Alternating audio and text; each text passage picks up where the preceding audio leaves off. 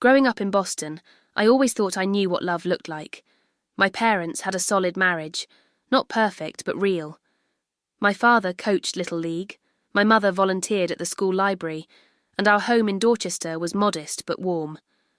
I carried those expectations into my own marriage with Daniel, believing we had built something just as genuine. Daniel and I met during my final year at Boston University. I was completing my nursing degree while working part-time at a coffee shop near the campus. He came in every Monday and Thursday, always ordering the same thing, a black coffee with an extra shot. I noticed him immediately, tall with dark curly hair and eyes that crinkled when he smiled. He worked for a local construction company, having skipped college to join his uncle's business right after high school. Black coffee for the guy who never tries anything new, I teased one morning, sliding his order across the counter. He looked up from his phone, surprised. Who says I never try anything new? 4 months, same order, same days. You're nothing if not consistent. That conversation led to dinner the following weekend, and before I knew it, we were spending every free moment together. I fell for his reliability, his quiet confidence, and the way he seemed to know exactly what he wanted from life. When he proposed a year later, I said yes without hesitation. We married in a small ceremony at my parents' church. Daniel's family showed up in force, his parents, 3 sisters and countless cousins. His mother, Elaine, hugged me tightly at the reception, whispering, "Welcome to the family, dear," though her eyes remained calculating, assessing. The first few years were good. We bought a small house in Somerville, close enough to the city for my commute to Massachusetts General Hospital, where I worked in the emergency department. Daniel's construction business was growing, taking on larger projects across the greater Boston area. We settled into comfortable routines, hosting Sunday dinners for both our families, planning for children, and dreaming about a vacation home on Cape Cod. I should have noticed the changes sooner. The late nights at the office, the sudden interest in fitness that had him at the gym 3 nights a week, the new cologne, the classic signs were all there, but I trusted him completely. We'd made vows, we had a life together. I never imagined he would lie directly to my face. It started with the Revs games. Daniel had always been a massive New England Revolution fan, attending home games whenever work permitted. I wasn't particularly interested in soccer, but after 5 years of marriage, I thought it might be nice to share this part of his life. "I was thinking I could come to the game with you this Saturday," I suggested one evening in April as we were getting ready for bed. "We haven't done anything together in weeks." Daniel paused, toothbrush suspended mid-air. "This Saturday?" "Yeah, against Atlanta, right? You mentioned it last week." He rinsed his mouth and avoided my eyes in the mirror. "It's not really a good game for first-timers, Meg. Atlanta's playing defensively this season." "You'd be bored to tears." "Since when do you care if I'm bored? I want to spend time with you." I tried to keep my tone light, but something felt off. "The guys and I have this whole routine, you know? Pre-game at Murphy's, specific seats, it's my thing." "Your thing," I repeated. "Yeah. Like how you have your book club with the hospital girls. Some things are just better kept separate, right?" He kissed my forehead and slid into bed, conversation apparently over. I let it go that night, but the exchange nagged at me. We'd always shared everything. When had his things and my things become so important? Still, I respected his space. Everyone needs some independence, even in marriage. A month later, I tried again. "The weather's supposed to be perfect this weekend. Maybe I could join you for the NYCFC game," I suggested over breakfast. Daniel didn't even look up from his phone. "Can't this weekend." "I promised the seats to clients. Building relationships, you know how it is." "I thought you said you always go with the guys." "Usually, yeah. But sometimes I use the tickets for work. More coffee." He stood abruptly, changing the subject with practiced ease. That night, I lay awake staring at the ceiling, cataloguing the other changes I'd been ignoring, the password on his phone that hadn't existed before, the sudden business trips to New York and Philadelphia, the way he angled his screen away when texting. My stomach churned with suspicion, but I pushed it down. I wasn't going to be that wife, jealous, clingy, suspicious. But a week later, I found myself doing exactly what I'd sworn I wouldn't. I waited until Daniel was in the shower, then grabbed his phone from the nightstand. The lock screen stared back accusingly, 6 digits standing between me and whatever truth he was hiding. I tried his birthday. A 41085. Nothing. Our anniversary, 061718. Nothing. Just as I was about to give up, I tried the most obvious combination, 123456. The phone unlocked. My hands trembled as I opened his messages, scanning for anything suspicious. Nothing from unknown numbers, nothing explicitly incriminating. But there was a group chat labelled Rev's Crew that caught my attention. I tapped it open and scrolled through messages about game times, meeting spots, and post-game plans. The most recent message was from someone named Mike. Bringing Jasmine again Saturday? She's hot, but getting clingy. Might want to remind her it's just casual. Daniel had replied, she knows the score. Just having fun. I nearly dropped the phone when I heard the shower turn off. Quickly placing it back on the nightstand, I pretended to be asleep when Daniel emerged from the bathroom. That night, I barely slept. Who was Jasmine? And how many others were there? The next morning, I called in sick to work, something I never did, and drove to the address I'd seen mentioned in the group chat. Murphy's Bar, near Gillette Stadium in Foxborough. The bartender was wiping down counters when I entered at 11 a.m, the place nearly empty on a weekday morning. We don't start serving lunch until noon, he called out. I'm not here for food, I replied, settling onto a bar stool. I'm hoping you can help me with something. He approached. Towel slung over his shoulder. What can I do for you? I pulled out my phone and showed him a picture of Daniel. Do you recognise this man? He comes in with friends before Revolution games. The bartender studied the photo. Yeah, I know him. Part of the rowdy bunch that sits at the corner table. Good tippers, at least. He narrowed his eyes. Why? He owe you money or something? He's my husband. Understanding dawned on the bartender's face. Ah. He shifted uncomfortably. Listen, I don't want to get involved in... Please, I cut in. I just need to know if he comes here with women, other than his friends. The bartender sighed. Look, I see a lot of things in this job, and I make it a policy not to get involved in customers' personal lives. I reached into my purse and pulled out a $50 bill, sliding it across the counter. Please. He stared at the money for a long moment before pushing it back toward me. Keep your money. Yeah, he brings women sometimes. Different ones. Always introduces them as friends, but... He shrugged. They don't act like just friends. My heart sank, but I pressed on. Is one of them named Jasmine? Jasmine, Jessica, Jennifer. Can't keep all the J names straight. But there's a blonde who's been around more than the others lately. Petite, always wearing those Revolution jerseys. I thanked him and left, feeling hollow. In the parking lot, I sat in my car and sobbed, great heaving cries that left me gasping for air. All those nights I'd waited up, all the weekends I'd spent alone while he built the business.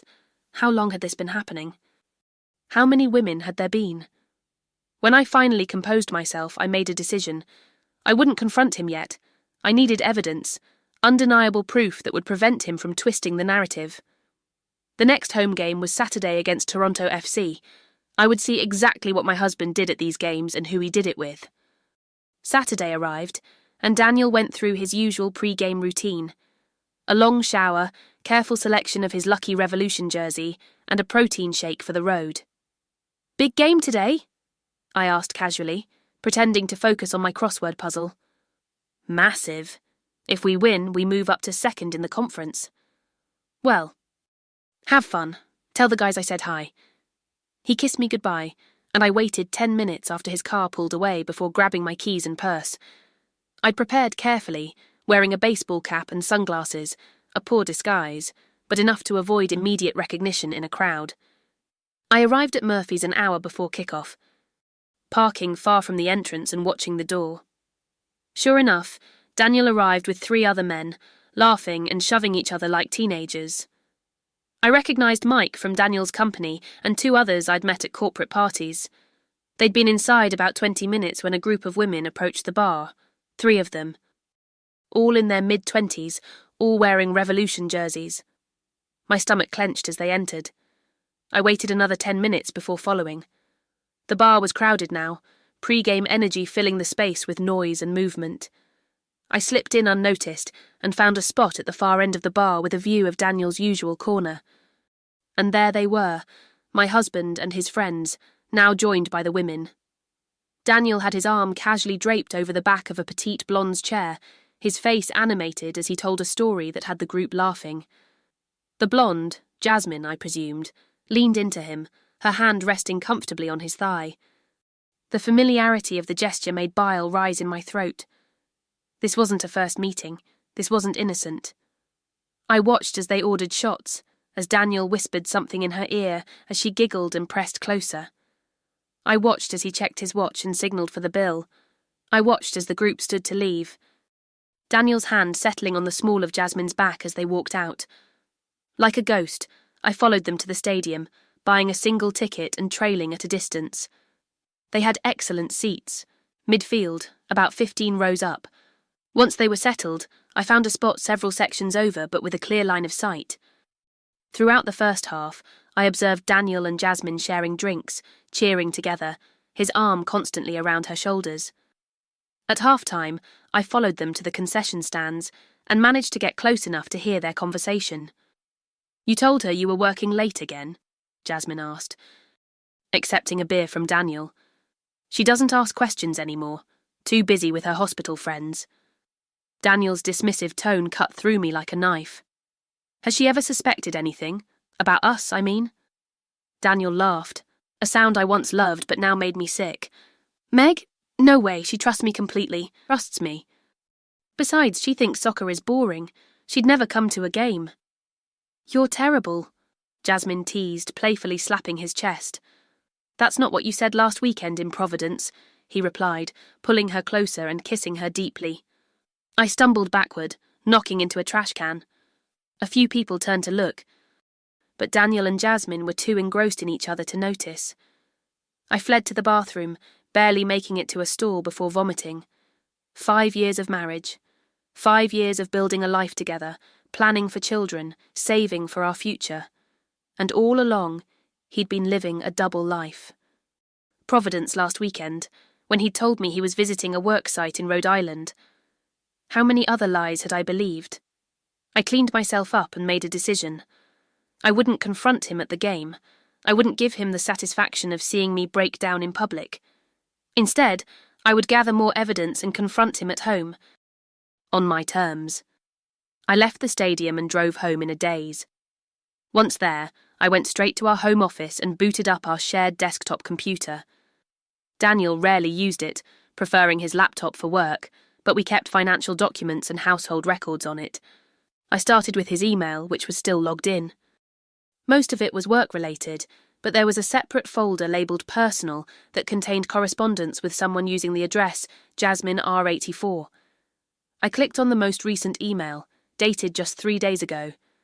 "Can't wait for Saturday's game and everything after. Last weekend at the hotel was amazing. You know exactly what I like.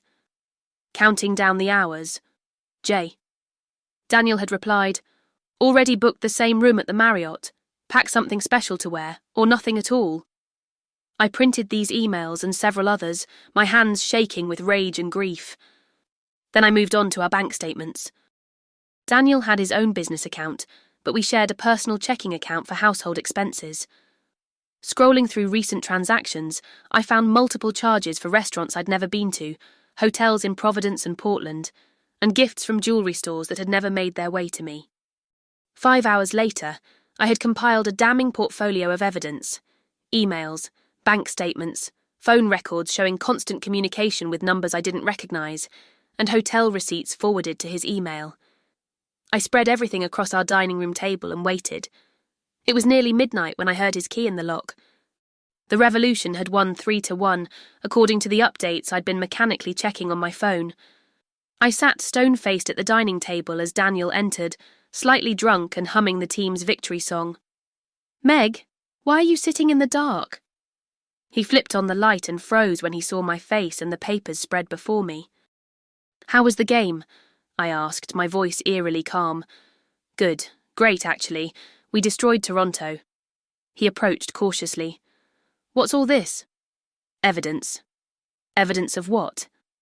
I looked up at him, meeting his eyes directly. Evidence that my husband has been cheating on me with multiple women, lying to my face, spending our money on hotel rooms and gifts for his girlfriends, and making a complete fool of me. Daniel's face went through a rapid succession of expressions. Shock, guilt, calculation, and finally, a forced confusion. What are you talking about? These are work expenses. Don't. I held up a hand. I held up. I was at the game today, Daniel. I saw you with Jasmine. I heard you talking about your weekend in Providence when you told me you were visiting a work site. I saw you kiss her. His facade crumbled. Meg, I can explain. Explain what? How you've been living a double life? How you've been introducing yourself as single to these women? How you've been laughing with your friends about how clueless your wife is? I stood, gathering the papers into a neat stack. There's nothing to explain. It didn't mean anything, he tried, reaching for me. It's just fun. It's not serious. I stepped back from his touch. 5 years of marriage doesn't mean anything? Our vows don't mean anything, because this... I gestured to the evidence. This looks pretty serious to me. Providence, Portland, New York, Jasmine, Jessica, and how many others? It was a mistake, he pleaded. I love you, Meg. Those girls are nothing. If they're nothing, why risk everything we've built? Why lie to me for... How long has this been happening? His silence told me everything. How long, Daniel? 3 years, he finally admitted, staring at the floor. 3 years. More than half our marriage. While I worked night shifts and overtime, while I cooked Sunday dinners for his family, while I researched fertility options because we'd been trying for a baby for 2 years with no success. I want you out of this house, I said quietly. Tonight. Meg, please. I saw you with her, Daniel. I heard you laugh about how I'd never suspect anything. I will not be made a fool of in my own home. Get out. This is my house too, he argued, his tone hardening. You can't just kick me out. Actually, I can. This house is in my name, remember? Your credit was too poor from those business loans, so my parents helped with the down payment, and I took out the mortgage. So legally, you have no right to be here if I don't want you here. It was the one smart financial decision I'd made, keeping the house in my name only. Daniel had always pushed to have himself added to the deed after his business took off, but I'd dragged my feet, feeling oddly protective of this one independent asset. His face darkened. You've been planning this. Planning what? To discover my husband is a serial cheater? No, Daniel. This is the worst day of my life. I took a deep breath. You have 30 minutes to pack essentials. You can arrange to get the rest of your things when I'm not here. And if I refuse to leave? I held up my phone. Then I call the police and report an intruder. I also send these emails and photos to your mother, your sisters, and every client in your contact list.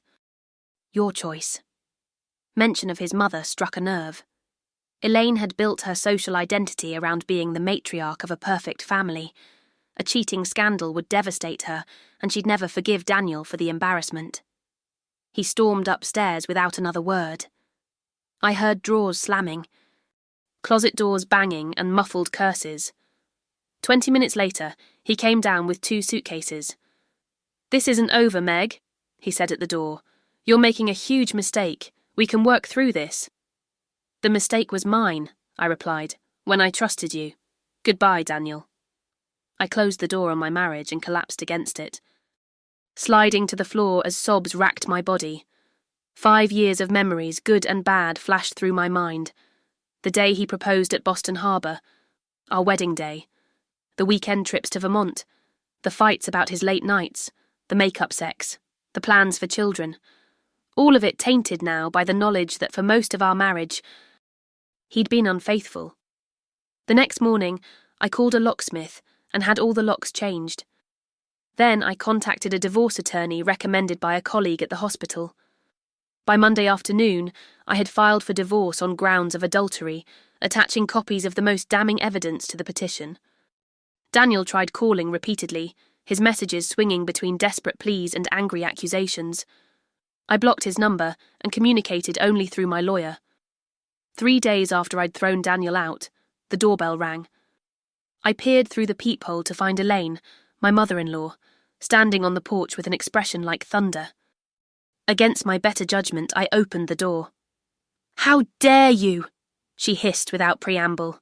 "How dare you throw my son out of his own home and file for divorce without even trying to work things out?" "Hello, Elaine," I said wearily. "I assume Daniel has given you his version of events. He told me you've gone completely irrational, accusing him of affairs based on some emails you misinterpreted and business expenses you don't understand." She pushed past me into the house. "This is ridiculous, Megan. Marriage takes work. You don't just quit at the first problem." I closed the door and faced her. "This isn't the first problem. And these aren't just business expenses." I retrieved the folder of evidence from my office and handed it to her. "Your son has been cheating on me for 3 years with multiple women. He admitted it to my face." Elaine scanned the documents, her face paling slightly before hardening again. "Men make mistakes, especially when their wives are too busy with careers to take care of their needs." I stared at her, incredulous. "Are you actually blaming me for his infidelity?" "I'm saying you took vows, for better or worse. My Richard had his indiscretions early in our marriage, and look at us, 42 years together. You young women today, you think everything should be perfect." The revelation about her own marriage explained a lot about Elaine's perspective, but it didn't excuse it. "I don't expect perfect, Elaine. I expect basic respect and honesty. Daniel introduced himself as single to these women. He used our money to wine and dine them, to buy them gifts, to book hotel rooms, all while I was working 60-hour weeks at the hospital to support us both when his business was struggling. So this is about money?" Her eyes narrowed. "You'll try to take everything he's built?" "No, this is about trust, and what Daniel built, we built together. My income supported us for years while he established the company. I managed our household, entertained his clients, and put my own career advancement on hold to accommodate his dreams." "You always did think you were too good for him?" Elaine spat. "Your fancy college degree, your important hospital job?" "Daniel told me how you looked down on him for being just a contractor."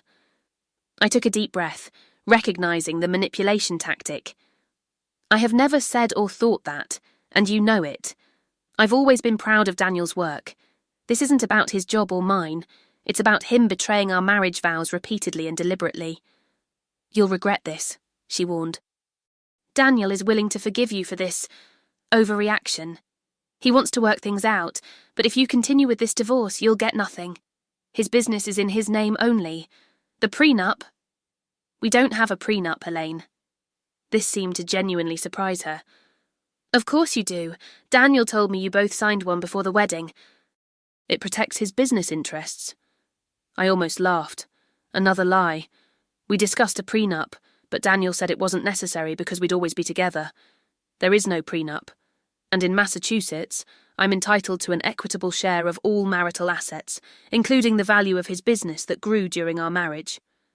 Elaine's face flushed with anger. "You conniving little—" "I think you should leave now," I interrupted, moving toward the door. "Any further communication can go through my attorney." "This family has done everything for you," she hissed. "We welcomed you, included you in every holiday, every celebration. This is how you repay that kindness.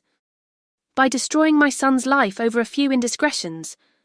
Her words hit a nerve. The Murphy family had embraced me completely. Sunday dinners, Christmas Eve celebrations, birthday parties for every cousin and niece and nephew. I'd felt more at home with them than with my own smaller, quieter family. The thought of losing that connection hurt almost as much as losing Daniel. "I'm not destroying anyone's life," I said quietly. "Daniel made his choices. 3 years of lies and affairs isn't a few indiscretions. It's a complete betrayal of everything our marriage was supposed to stand for. I deserve better. Now please leave." Elaine grabbed her purse, her knuckles white around the strap. "You'll be sorry, Megan. Nobody walks away from this family and gets away with it. After she left, I sank onto the couch, exhausted by the confrontation. Daniel had obviously told his family a sanitized version of our separation, painting me as irrational and himself as the victim. How many others had he lied to? How many of our friends were getting his version of events right now? I needed to take control of the narrative. I spent the next hour making difficult phone calls to my closest friends and family, briefly explaining the situation and asking for their support during this challenging time. Most expressed shock and outrage on my behalf. A few admitted they'd had suspicions about Daniel's behaviour, but hadn't known how to bring it up. My mother offered to come stay with me, but I declined. I needed space to process everything that had happened.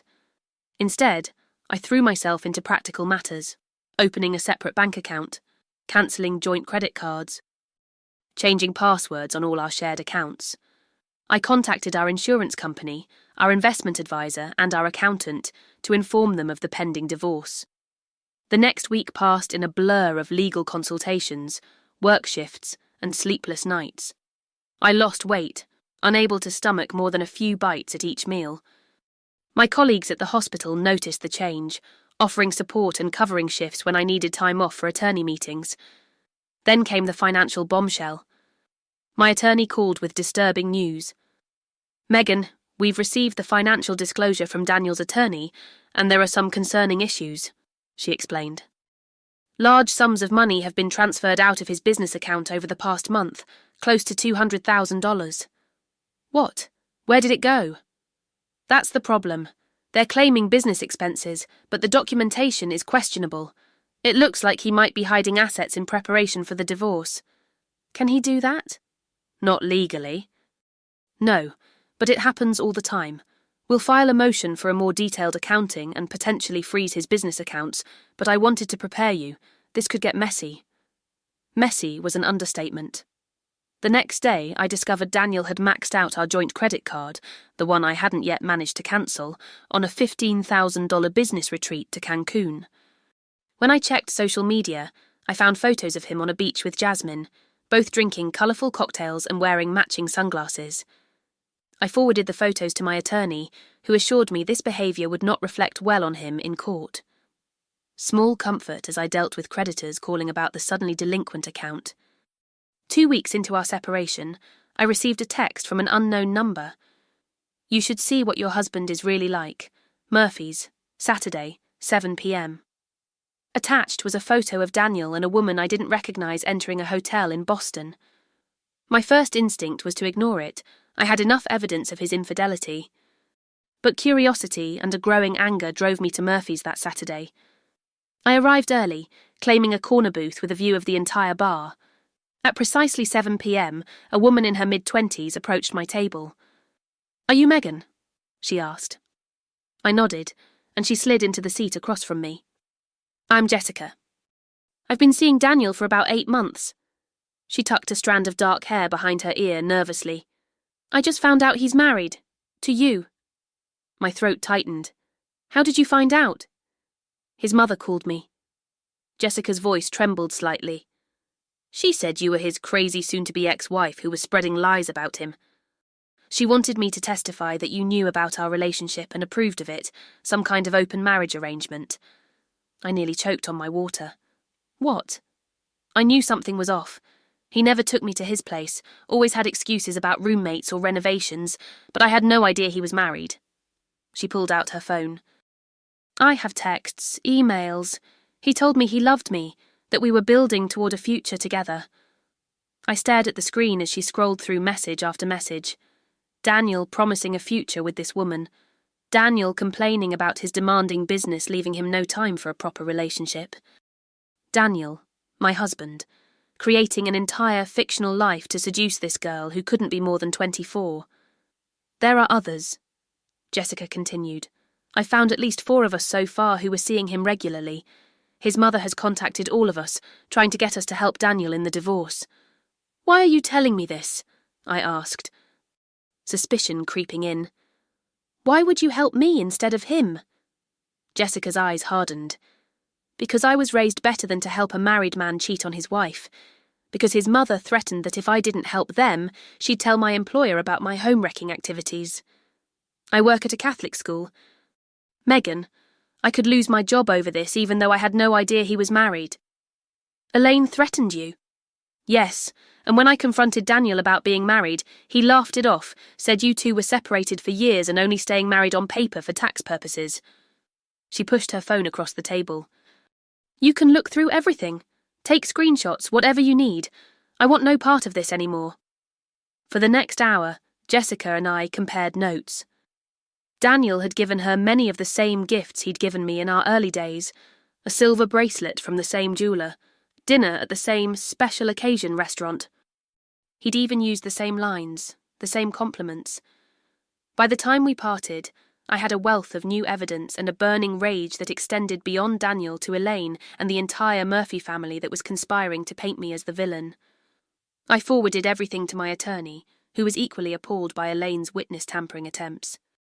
We immediately filed additional motions, including one for a restraining order against Elaine, prohibiting her from contacting me or potential witnesses in the case. The legal battle intensified. Daniel's attorney claimed I had abandoned the marriage by throwing him out without cause. My attorney countered with the mountain of evidence, proving his infidelity and financial misconduct.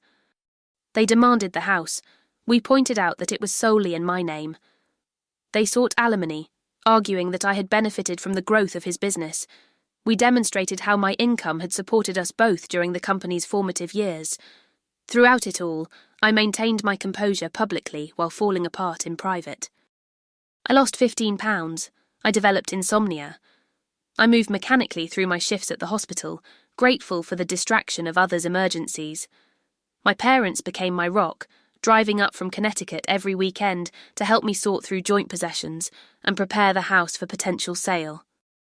My mother, usually so gentle and conflict-averse, became fiercely protective, screening my calls and keeping friends updated to spare me the emotional labour. 3 months into the divorce proceedings, my attorney called with unexpected news. "We've been contacted by someone named Michael Peterson," she said. "He claims to have information about Daniel's business finances that would be relevant to your case." Mike, Daniel's friend and business partner. I'd always liked Mike, found him more grounded than Daniel's other friends. Did he say what kind of information? No, but he wants to meet in person, not at either of our offices.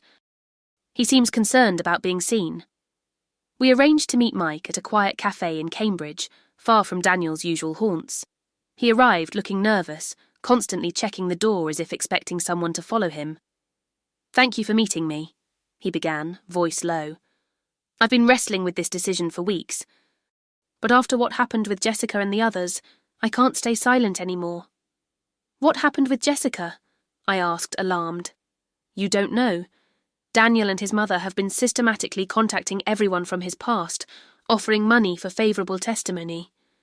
When Jessica refused and threatened to help you instead, they reported her to her school's administration, claiming she knowingly pursued a married man." My stomach churned. "Did she lose her job?" "She's on administrative leave pending investigation, but that's not all." Mike pulled out a USB drive. "Daniel has been siphoning company funds for years. Megan, not just for his affairs, but to secret accounts. He's been preparing for this moment for a long time." "What moment?" "Divorce, or any scenario where he'd need hidden assets." Mike slid the drive across the table. "I'm a 30% partner in the company. These financial irregularities affect me too. There's over $500,000 unaccounted for." My attorney took the drive. "Why are you doing this, Mr. Peterson? You and Daniel are friends." Mike's expression hardened. "We were, but I have a wife and daughters. The way he talks about women, about Megan, it's not right. And now he's threatening my investment. My family's security. That crosses a line."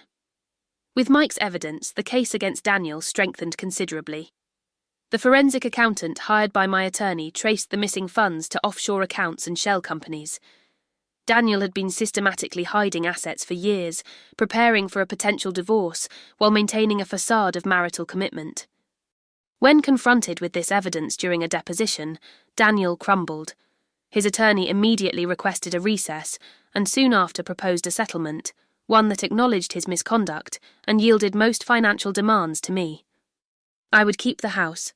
I would receive 40% of his business valuation as a lump sum. I would retain all my retirement accounts intact. In exchange, I would sign a non-disclosure agreement regarding the details of his infidelity and financial misconduct. It's a good offer, my attorney advised. We could push for more, but litigation is expensive and emotionally draining. This gives you a clean break and financial security. I considered it carefully. Part of me wanted to fight on principle, to expose Daniel's betrayal to the world. But the larger part of me craved peace, a chance to rebuild without the constant stress of legal battles. I'll accept on one condition, I decided. I want an apology, in writing, from both Daniel and Elaine for their attempts to intimidate Jessica and the others. And they cover any legal expenses Jessica incurred from their actions. Daniel agreed, though the written apology was clearly crafted by his attorney, cold, formulaic, devoid of genuine remorse. Elaine refused initially, but when Daniel's lawyer explained that her witness tampering could result in criminal charges, she reluctantly signed a similar statement.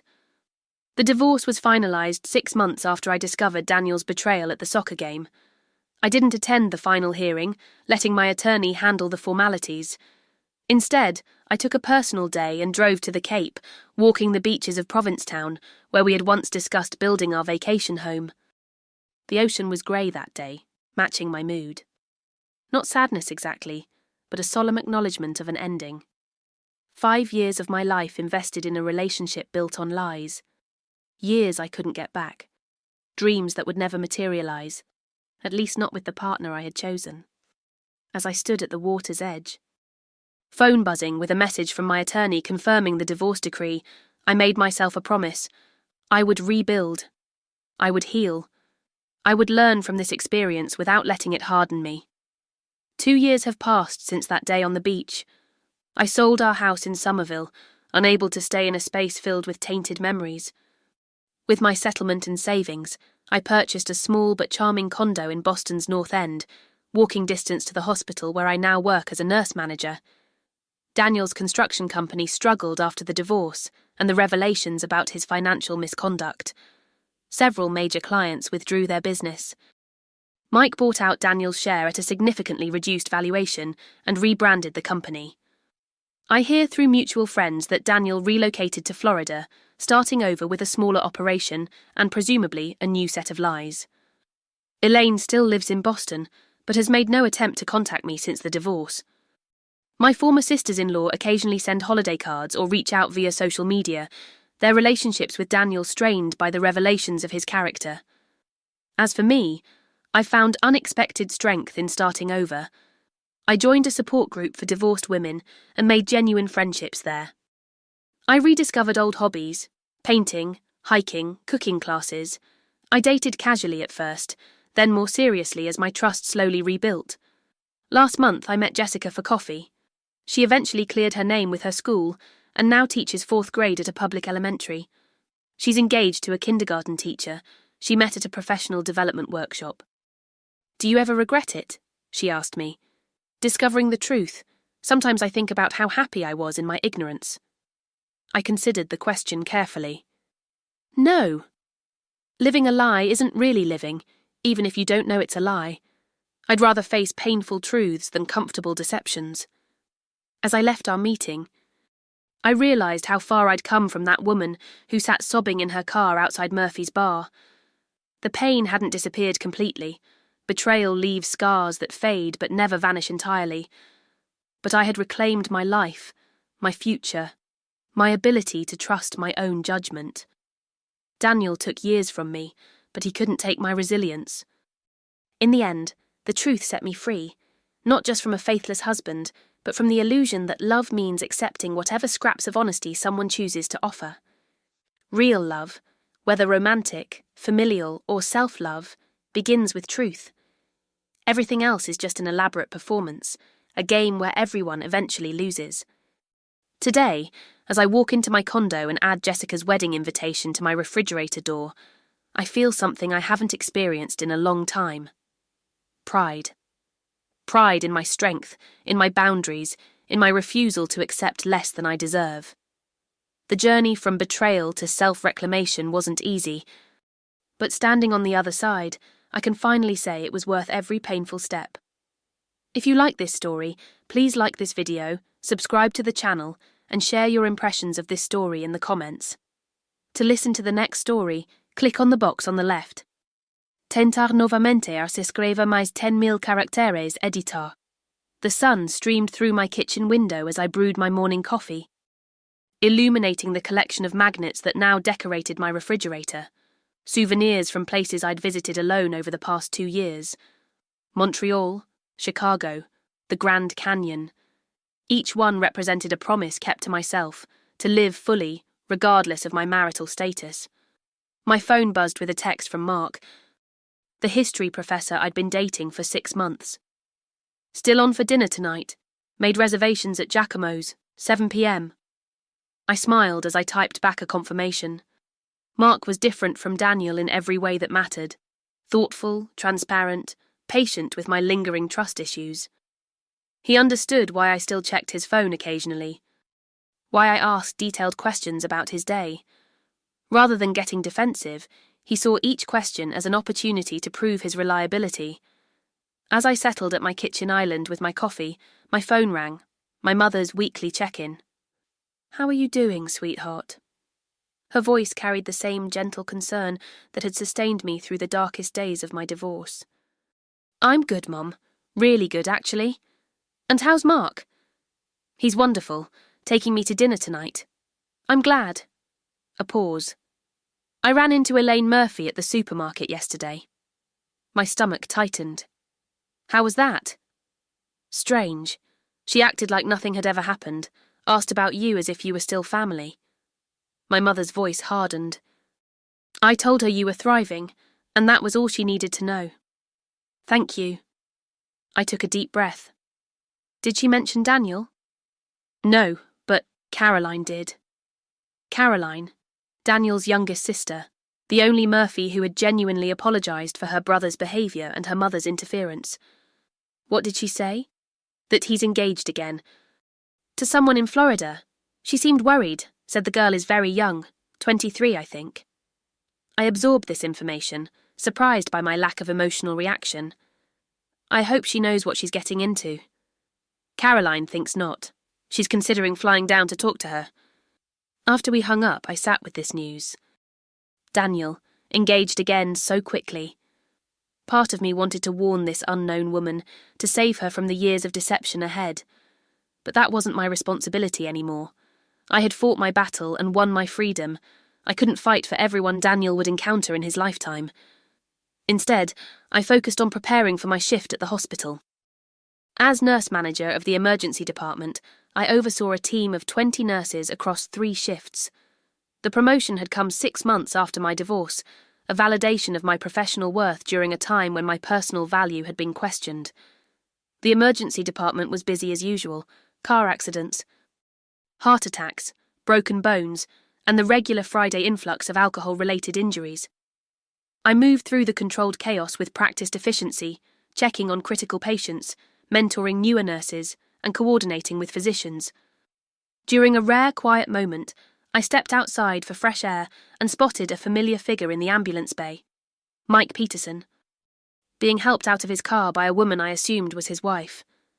"Mike." I approached cautiously. We hadn't spoken since the deposition. He looked up, face pale beneath a sheen of sweat.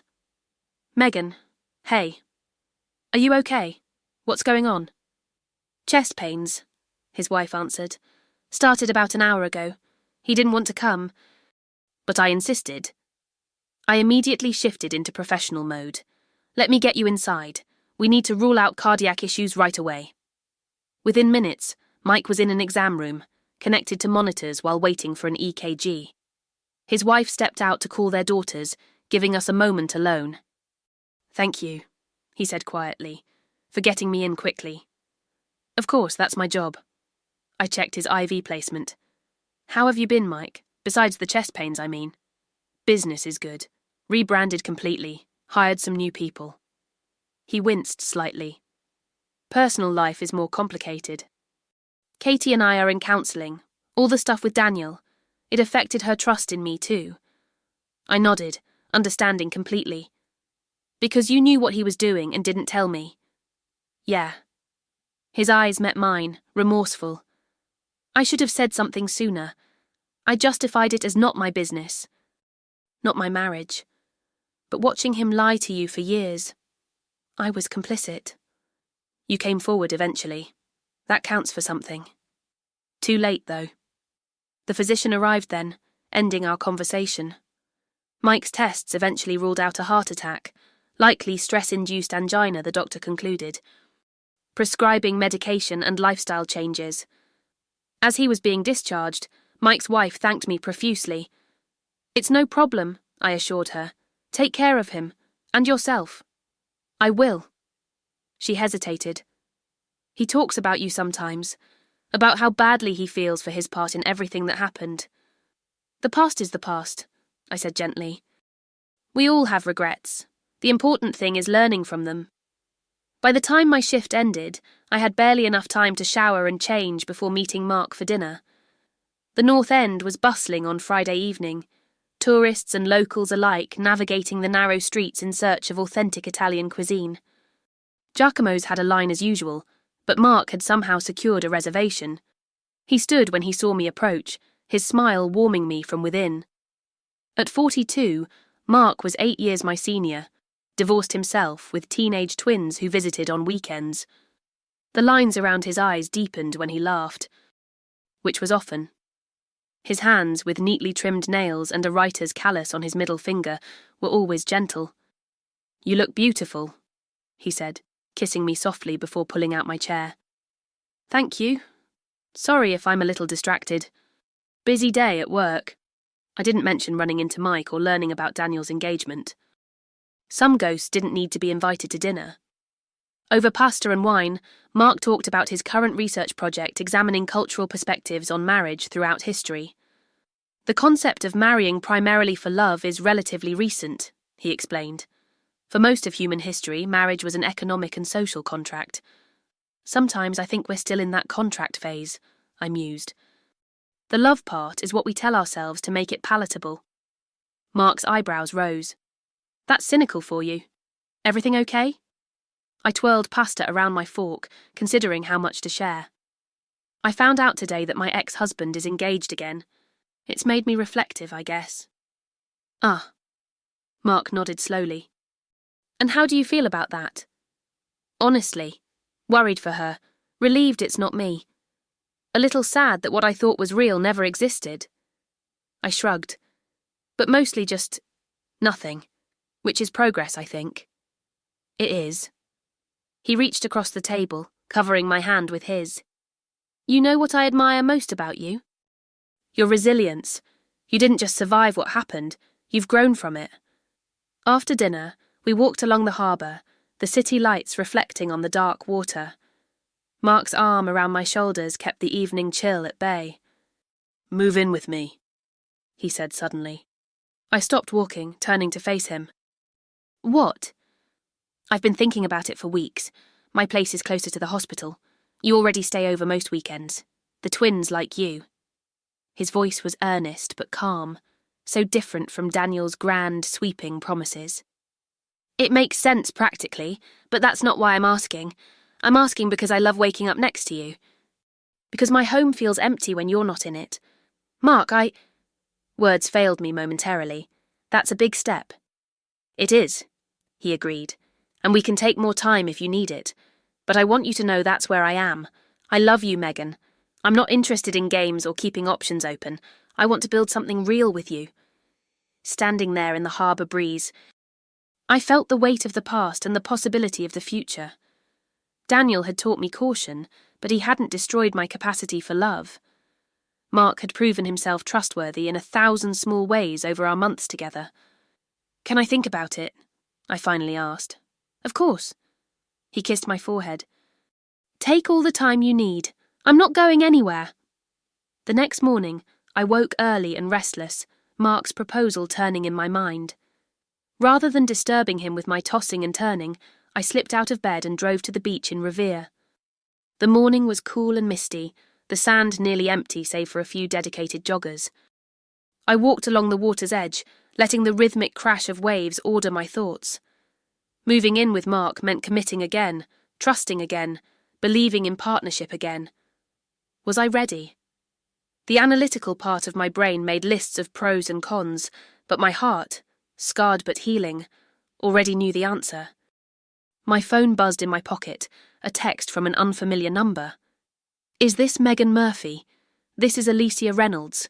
I'm engaged to Daniel Murphy. I need to talk to you. Please."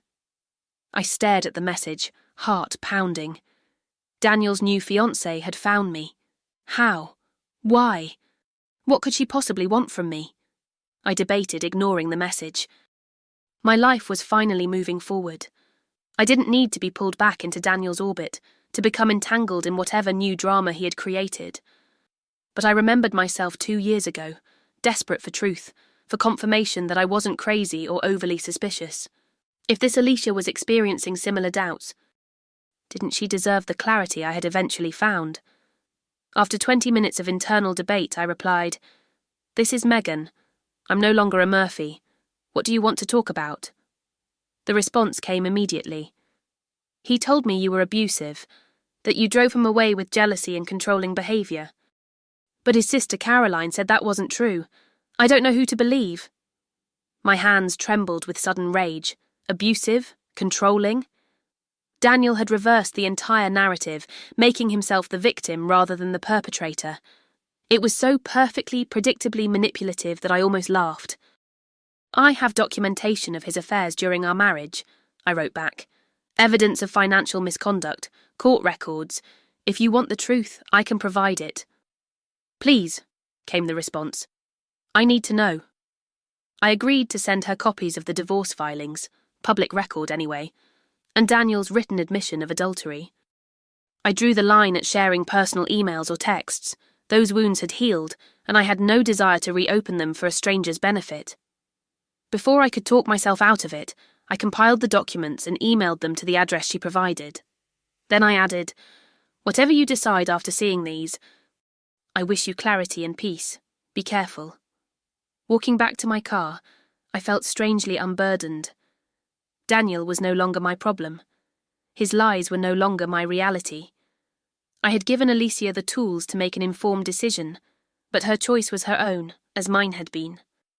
When I returned to Mark's apartment, he was making breakfast, pancakes sizzling on the griddle. He smiled when I entered, spatula in hand. "Morning walk? You're up early for a Saturday." Had some thinking to do. I wrapped my arms around him from behind, resting my cheek against his back. "About your offer." He turned off the burner and faced me, expression serious. "And?" "Yes," I said simply. "Let's move in together." His entire face lit up. "Really? You're sure?" "I'm sure about you," I clarified. "Living together will have challenges. I still have baggage. I'll probably check your phone sometimes or ask too many questions when you're late. But I want to try. I want to build something real with you too." He kissed me then, pancakes forgotten. "We'll figure it out together, day by day." That afternoon, as we discussed logistics, which furniture to keep, how to combine our book collections, whether his ancient coffee maker could compete with my modern espresso machine, my phone buzzed with another text from Alicia. "Thank you for the documents. I confronted Daniel. He admitted everything when faced with the evidence. The engagement is off. I owe you more than I can express." I showed the message to Mark, who had become my confidant in all things, including the ghosts of my past. "You okay?" he asked, studying my face. "Yes," I realised with some surprise. "I'm actually really okay. I'm glad she found out now rather than 5 years and multiple affairs into a marriage." "You probably saved her years of pain," Mark observed. "Maybe. Or maybe she would have been smarter than me, noticed the signs sooner." I shrugged. "Either way, it's her journey now. Mine is here." That evening, as Mark and I sat on his balcony sharing a bottle of wine and planning our future, I thought about the twisting path that had led me to this moment. The heartbreak that had felt insurmountable. The rage that had propelled me through the divorce. the grief for the future I had planned but would never experience. All of it had shaped me, strengthened me, prepared me for this new chapter. I wasn't the same woman who had sat in her car outside Murphy's bar, sobbing over a betrayal she had never anticipated. That woman had been broken but not destroyed. From her pain had emerged someone stronger, wiser, more self-assured.